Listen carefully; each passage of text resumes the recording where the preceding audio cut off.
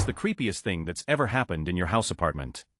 Story 1 told this story before, but here goes. I live in a loft in a downtown area next to a few bars. The entrance to the building is a street-side unmarked door, randomly placed between businesses. It usually goes unnoticed. It opens directly to a staircase leading to the 3 apartments here. It's been a constant fear that drunk people from the bars mistakenly make their way into my foyer. Back in October, I had the shock of a lifetime. It was about 3 a.m. on a work night, and I woke up hearing 2 very distinct voices coming from my living room area. I have 2 friends who have keys to my place, in case they are at the bar and need to sleep it off, but neither voice sounded like them. Then I heard what sounded like eerie violin. I thought 2 drunk people had broken into my apartment, and I guess decided to watch a movie or something. I was freaking out and trying to figure it out. I just hid and hoped it would go away. Finally the sounds just completely disappeared, which was just as disheartening. I didn't hear any footsteps, so it made me think they grew aware of my presence. I grabbed a weapon I keep next to my bed and slowly creeped toward the living room. Nothing was there. It was pitch black, and everything was turned off. Turns out my neighbor, who owns the film studio I live above, pulled an all-nighter editing his entry to the Halloween horror film contest he hosts every year. He was reviewing his film and accidentally paired with my soundbar instead of his own. He played the audio, very loudly, to a horror film to me in my pitch-black apartment at 3 in the morning. Story 2. When I was younger, I spent the day helping a neighbor rake leaves on his property. He was friendly with my family, so he walked me home to say hi to my parents. We walked into the house and heard my mom upstairs talking. It sounded like she was on the phone and walking around. I call for my dad, no answer. My neighbor says, "Well, it sounds like your mom is on the phone. You'll catch them another time." We say goodbye and he leaves. I go upstairs to see my mom, but I can't seem to find her or hear her anymore. I search the house and it's empty. I'm thinking, did she leave the house while I was saying goodbye to the neighbors somehow? I call my dad's cell. My mom didn't have one, and he picks right up. I ask him where he is, and if he knows where mom went. We're at the store. We've been running errands for a couple of hours. Instant goosebumps. My neighbor and I both heard footsteps upstairs and a woman's voice. No idea who or what it was, but we both heard it. I waited outside until my parents got home. Story 3. One evening as I'm in my room, I hear our front door open. Now, my room is extended past the front of the house, so I'm always the first one to hear someone coming through. We also had those double doors that were heavy, so it was loud regardless. My room is also next to the stairs, so I can see people going up. Back to story. I hear the door open and I quickly glance to see someone walking upstairs. After a few seconds, I hear my little siblings start yelling, "Yay, Daddy's home," and they rush upstairs to follow him. My mom quickly follows. A few minutes pass by and they all run downstairs. My youngest brother is in tears and everyone else is in a panic. Apparently there was no one, even though they all swore they saw somebody go upstairs. A lot of strange happened to us after that. Story 4. When I was a kid, I had no curtains or blinds over my window in my room. There's a street lamp just outside my window, so anything that walks past my window like a deer would cast a shadow onto the wall opposite of my window. 2 nights in a row, I woke up to see the shadow of a man on my wall. I didn't have enough courage to turn and look up at the window to see who it was. It was late at night too. I knew it couldn't be my dad because I could hear him snoring. The worst part is my bed was in front of the window with my head at the bottom of the window, so whoever was behind me could probably see me. I think this is the scariest thing to ever happen in my house because it's not something supernatural. There's a good chance it actually was a person creeping in some little girl's bedroom window. Story 5. Something I personally find creepier than the paranormal in my house is humans trying to break into my house. The only times my house got robbed is when I've forgotten to lock a window or back door. What's creepier is thinking about how many times people have attempted but failed. You know, you're just asleep in bed and some people are walking around your house thinking how they can get in. Sorry to anyone who is about to go sleep. Story 6. Not my apartment, but my apartment complex. An older gentleman had been preparing to move out of his room and move into a retirement home, but he passed away before doing so. He had no family, and when you peeped through his windows all you could see were boxes, so I'm assuming people had thought he moved. A neighbor had complained about his dog barking, and so the building manager went to open his door, and turns out he had died while taking a bath, so his body was corroding in the tub. To make matter worse, the dog had been eating a part of his arm that was hanging outside the tub. I gagged when I heard the story from my neighbor. Story 7. Throwaway. As wife and I haven't spoken about this with anyone. TLDR rented a townhouse. Escalating series of events led wife and I to sleep on a mattress in the living room for 2 months, before abandoning the lease with 4 months to go and paying double rent. Just to get out of there, wife and I were dating, and decided to move in together. We were excited to get our own apartment in South Florida, and rented a suburban townhouse with our 2 dogs. Things were awesome at first. The place was sunny and breezy, with a fenced yard, and for the first part of the year the doors and windows were almost always open. Summer started to roll in, with hot, heavy days and thunderstorms. We had to retreat inside to the comfort of AC, and things started to go south. We could feel it. The house started to feel oppressive. Side note, this is the single hardest part to describe, and it's the reason we haven't spoken with anyone about it, so stick with me. We started talking to each other less. Most of our conversations were single-word exchanges. We weren't mad exactly, we just both felt exhausted as soon as we would walk through the door. Then the dogs stopped going upstairs. Until this point, they'd slept in our room without issue. One day they just refused. there hadn't been any event or trauma, they both flatly would not go upstairs. Okay, whatever. Shortly after that point, I was doing something upstairs and noticed the door frame to the bedroom was nailed together with finishing nails. As in, it had been previously shattered, and the pieces nailed back together. I looked at the guest room, and found the same thing. Both doors had been kicked in from the hallway at some point, and put back together. From here, things got angry. The wife and I went from sort of smothered in a wet blanket, to actively fighting, all the time over nothing. We were still sleeping upstairs, and the dogs downstairs, but neither of us were sleeping well. This was also a new development. We both began to wake up in the night, sometimes at the same time as each other, but frequently one at a time, and never for any specific reason like a sound or whatever. Neither of us would want to get out of the bed, and the result was a lot of still, muffled nights of uneasy feelings, which started to bleed into the day. The anger continued, but now with dread of nightfall. With the sun down, there was a constant feeling of being watched, or of something in the back of your mind that you know is horrible but can't quite put your finger on, so instead you just have a pit in your stomach. When we would leave the house, we'd feel better, but coming home was always bad. We tried to find excuses to stay somewhere else as much as possible, but that was tough with the dogs. Several times, we had weekends out that were wonderful and cheerful, only to return to the townhouse and immediately start fighting. Still over nothing. The fighting started to get violent, not with each other, but with the house.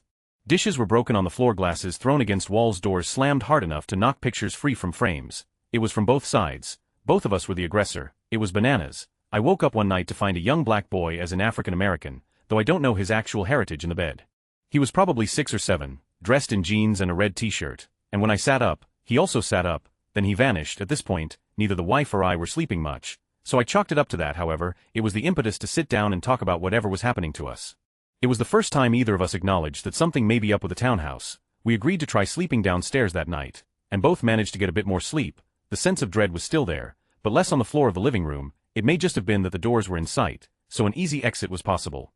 I honestly don't know. We stayed on the floor of the living room for a few nights, on an inflatable bed, and then tried moving back upstairs. We lasted maybe 45 minutes before we both agreed something was up. We moved the actual mattress downstairs, and started looking for a new apartment. We still had 6 months on the lease, and no money in the bank. It took us 2 months to find a new place, at which point the old house was so unbearable. We moved immediately and paid double rent, maxing out the credit cards. It is so hard to explain the foregoing without sounding campy or melodramatic. A lot of creepy stories and haunted houses revolve around perception events, seeing something, hearing noises, funny smells. This was something that was so quiet and creeping, and built so slowly, that I'm still not sure what happened, other than there was an actual emotional effect from being in that house, and it was terrible. After moving out, we did get a call from the people who moved in after us. They got our number from the neighbor. They asked some vague questions about the house, and we were pretty candid that we didn't like the vibes, but sort of left it at that. A few months later, we heard from that same neighbor that the new tenants had also moved out, with no notice, and the landlord was looking for them. Edit for more info. A few folks have asked about the history of the building, and the upstairs doorframe issue. As to the history, I did look up the address in the news, but didn't find anything noteworthy. As to the door frames, that was probably the most uncomfortable single moment of this whole thing, and was the first time I really felt the hair stand up on my neck. Both bedroom doors had locking handles, but they were the kind you can unlock from the outside with a coat hanger into the doorknob, so if someone had accidentally locked themselves out, there would be no need to kick the door in. The only thing I could figure is those doors were locked for a reason. Edit 2. The emotional response. A couple questions have asked about the feeling in the house, and how it compares to normal stress, relationship issues, etc.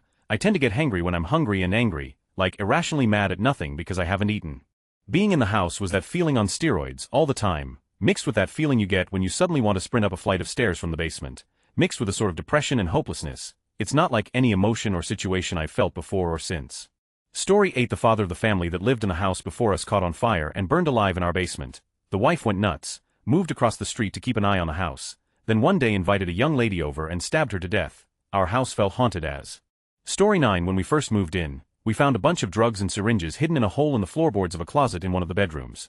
One night, after months of us living there, my dad heard a noise downstairs, so he went down assuming it was me. No, it was not. I, like the rest of my family, was sound asleep as it was 3 a.m. He got downstairs and found a young wasted woman, passed out on our couch. Edit continuation of story. My dad had to go wake my mom up, so my mom could wake the girl up, so she would feel less threatened. When she woke up, she was a slurring mess. Apparently she lived in the house before we moved in and had a key. While drunk, she forgot that she didn't live here anymore and thought she was just going home. She called someone to pick her up, and we never saw her again. Edit clarification. We had really shady landlords who told us that they changed the locks before we moved and they lied. Story 10. This has been occurring over the past few months. My parents just finished building a new home on the lake. We've been there for about a year in total. The first thing that freaked me out was when I was home alone for the week. I was upstairs playing video games when I heard a dog whimper from the kitchen area. which is right at the bottom of the stairs. I figure that it's my dog having to go out, so I call her and ask if she does, but she just runs upstairs. She looks as though someone just scolded her, but she's a timid dog, so I thought nothing of it. Anyway, 5 minutes later I'm finishing up the game and about to let her out when I hear the same dog whimper, but my dog is right next to me. I'm a little weirded out. Then it happens again, followed by what I can only describe as a meager attempt of a human imitating a dog whimper. Now I'm flipping out. I'm not sure if there's an intruder or what. Trying to be rational, I'm thinking maybe my uncle came with his dog to check on me and they're just playing downstairs. While all these thoughts are going through my head, the whimpers continue. The dog goes and then the human, just back and forth. All of this takes place over maybe 30 seconds, but I grow a pair and start to approach the top of the stairs as quietly as possible. My dog has also got up and looks scared, but as I got to the stairs, the noise gets quieter. I hear one last muffled human whimper, except this time it sounds like it's upstairs in a corner. I nearly shat my pants and had a knife on me the rest of the week. Worse yet, over the past month my dog has gone missing 4 times, and I'm talking like my mom alerted the neighbors and did a full search through the house, inside and out, not finding her for hours, and then suddenly we hear her crying from a closet upstairs. She somehow locked herself in it. It's the first place we check now, and even then there's been a time where she's missing. The closet is open, so we continue the search, and then 10 minutes later we find her locked in that closet. Freaks me the out cause I sleep alone upstairs. Story 11. I just moved at the beginning of the month into a new duplex. First night there I keep hearing a clattering from the kitchen and go look, thinking my cat knocked something over. Nothing. I finally put the cat in the room with me and shut the door. An hour later, clattering from the kitchen. Go run out to look again and nothing. I finally sit on my chair in the kitchen holding a butcher's knife and wait. Sure enough, clattering from the freezer. I've never owned a fridge where the freezer had a built-in ice maker. Story 12. When I was in my teens my parents took a vacation but left their cars in the driveway. It was just my grandmother who lived in our house, my younger sister and myself for almost 2 weeks. One random night I woke up to our dog growling and the motion sensor lights in our backyard turning on. I got up and walked towards the front of the house and noticed a shadow coming through the bottom of the door crack. Somebody was standing there. I slowly creeped my way to the peephole and when I looked out, I saw a giant eyeball looking in. I froze for a second in a panic and then rushed to the phone to call 911. As I was running away from the door, the person did one really loud slam on the front door and gave off a laugh that could have been the Joker from Batman. As I'm calling the police, I run to one of the windows to see if I can see what the person looks like and notice an old shitty car speeding off down the street. I never knew who it was or why they were there. The police believed it was bugless, thinking nobody had been in the house because the cars hadn't moved in days. Story 13. Pretty sure my house is a murder house. There are multiple doors that have deadbolts on the outside. The root cellar has a drain in the floor and deadbolts on the outside of the door, and there are big hooks in the attic on the crossbeams. Edit. Y'all wanted pictures. Story 14. Not much, to be honest. I'm boring and don't really believe in the supernatural. So a scratching noise at night is just the washer, the thumping is the dryer, the tapping outside my window is the wind bushes. The things in the corner of my eyes is just my blind spot trying to fill information in, and it just made a shapeless blob and my mind saw it as a face or something. Funny enough, last night was probably the most spooked I'd ever been. I live in a big 4-bed 3-bath house with 3 other guys. We get along really well and it works out for all of us because we have a nice comfy house with lots of room and we all pay 14th, so it's not that expensive. Anyways, I was home by myself, the garage is empty, and my car is the only one parked outside in the driveway. This means I'm home by myself. I hear one thunderbolt and power decides to itself and go down. Whatever. I'm sitting in complete darkness. Well, this sucks. I decide to go around and flip the breakers, because despite being a fully functioning adult, I never had the power go out before and for some reason hoped this would fix it. I flip the breakers a few times, pretending like I know what I'm doing. Nothing. Defeated. I go back upstairs from the basement, and when I get to the top, using only my phone as a flashlight, I shine it on a shadow at the end of the hallway leading to the basement stairs.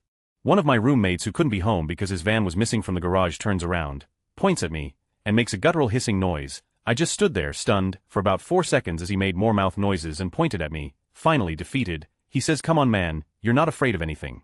I hate trying to scare you and getting nothing." Truth is, I was absolutely terrified, scared so much I just stood there expressionless, but to him it just looked like I was silently judging him for goofing off. Of course I played it off as if I wasn't really scared and he should work on his mouth noises. He had a flat and got a ride home from a coworker. Lights went out and when he heard me fiddling around in the basement he figured he'd spook me since it was a perfect crime. I, unfortunately, would have died had I been in a horror movie. Story 15. 2 things happened in my house when I was in high school that to this day I can't wrap my head around it. The first was my mom found an XXL Tupac shirt in the laundry. No one in the family knew where it came from, never seen it before. We are small people who do not listen to rap. Also my family is conservative. It was just bizarre. The other was in the bathroom next to the living room, had these 3D butterfly wall decor, like at least 20 individual butterflies. My dad's siblings were away for the weekend, so it was just me, my mom. On that Saturday she came up to me when I was watching TV, asked why I took them all down, put them in the sink. I didn't. So I came to the conclusion Tupac haunts my parents' suburb house, hates butterflies. Edit spelling error. Edit 2. My sister did not have a secret black boyfriend. she was 12, my mom wasn't cheating on my dad either. If she was, she wouldn't be going around asking every family member including my dad who the shirt belonged to. And now after reading comments I still think Tupac haunts my parents' house, loves butterflies, and just doesn't like my mom's decor. Edit 3 Okay true, I didn't think to rule out my dad, but if you knew him, it's definitely not him. He doesn't even know who Tupac is. His idea of music is talk radio. Also I want to add that this happened in 2004. I would think Tupac moved on to haunt a more interesting family. How should I perform that seance? Just to check. Story 16 When I was a kid, I saw a witch under my bed. I was pretty young, and I remember waking up in the middle of the night because something was poking the underside of my mattress and causing it to raise up slightly. I got up, went to use the restroom, and came back and remembered why I woke up. The room I had at the time was slightly illuminated by a night light, so I slowly bent down to look under the bed to see what was poking me, and there was a witch or something under my bed. It was a small person thing with ragged clothes on, and long straggly hair. I remember she hissed at me when I made eye contact, and I ran to my parents' room, and promptly asked to sleep with them. Now I remember why I loved sleeping on the pull-out couch so much as a child. Story 17 My daughter never met my dad, as he passed away 5 months before she was born, but the ultrasound to determine her was 3 days before he died, so I got to tell him her name, and hung a copy of ultrasound images in his room in the ICU. Fast forward a year, my daughter is now 8 months old, crawling around, trying to walk, and the baby babble is starting to sound more like words. So I'm packing her around one day, just doing around the house, when she grabs my dad's favorite fishing hat off the coat hook by the front door, where it has hung since the funeral, and immediately puts it on, and says clear as day, Pop Pop. Pop Pop is the grandpa name Dad assigned himself, as soon as I told him my wife and I were expecting. I never told my wife this. I've never referred to my dad as Pop Pop to her or anything. I honestly don't talk about it too much, because it hurts, kinda creepy, but made me feel better. Story 18 My 4-year-old son had a habit of announcing when he had to use the bathroom. He would say I gotta go potty. One time he makes his business known and heads off toward the bathroom. He returns seconds later and says there's already someone in the bathroom. Now I do know for a fact that it's just the two of us home, so the hair stands up on my neck. I ask him, what do you mean? He repeats, there's already someone in the bathroom. Now I'm thinking, is it someone I see dead people or someone in a hockey goalie mask? So I grab the biggest knife from my knife block and tell him to stay here. I walk to the bathroom, take a wide angle to see in, nobody, slowly and quietly walk toward the shower and pull back the curtain. Nothing. By now my son has walked around the corner and I ask him, where did you see the person? He points to an unflushed toilet and says, see, someone's already here. His big brother didn't flush the toilet. Story 19 My aunt and uncle live in my deceased great-grandma's house, and about a year ago I was spending the night there, and I was hanging out in the family room with my cousins, and the hallway closet door swung open and the light turned on. My aunt said, cut it out, Grandma, then the light shut off and the door closed. Story 20 I kept hearing scratching around the house, like someone was scratching the walls. This happened at different places around the house. When I went into the basement and nothing was on, washer, dryer, sump pump, etc., you could hear a faint screaming, and no, not an air leak. Story 21 I was once talking on the phone with my best friend late at night. Suddenly I saw a little girl standing in the corner of my room looking at me. That freaked me out, but not as much as when my best friend told me she heard a girl's voice calling my name before I went suddenly silent. Story 22 I came home and all the lights were off, and when I went into the bedroom the TV had a black screen with white text on the bottom like subtitles that said I'm not home. Another time I was home alone and went into my bedroom and the TV had that static white snow with a black border on the sides. Pretty sure my TV is haunted. I am kind of terrified of it. Story 23 I live in a 16-foot camper. Before the rest of my family moved in here, this was my research vehicle. I researched the history of human habitation in Colorado, so this camper has been everywhere. I've been to the harsh southeastern canyonlands, stepped out the door in the morning to find a herd of wild horses in the northwest, and endured severe storms on the shortgrass prairie. For a while I took it south to the US-Mexico border and lived on the grounds of a museum and battle site in the Chihuahua Desert. I'd been there for quite a bit, and at 2 a.m., I heard and felt an impact on my roof just over my bed, and claws, big claws. I've seen Jeepers Creepers. I know how this works anyway. I just laid there petrified, listening to something very big attempt to peel my camper like a tin can. About an hour later it went away. In the morning I did snake patrol just before winter. A lot of rattlesnakes, lizards, and such tried to move into the museum, and when I looked at my camper, I saw blood on the roof and scratches. Oh no, the smaller critters of the desert took care of a lot of whatever it was, so I didn't have much to wash off by the time I finished snake patrol. One thing I love and miss about the Chihuahua is its simplicity and efficiency. Everything has a role. Humans are just animals with fancy dens. Even if I am to be eaten by a chupacabra, it doesn't seem bizarre because I'm living in a place where the bizarre is normal.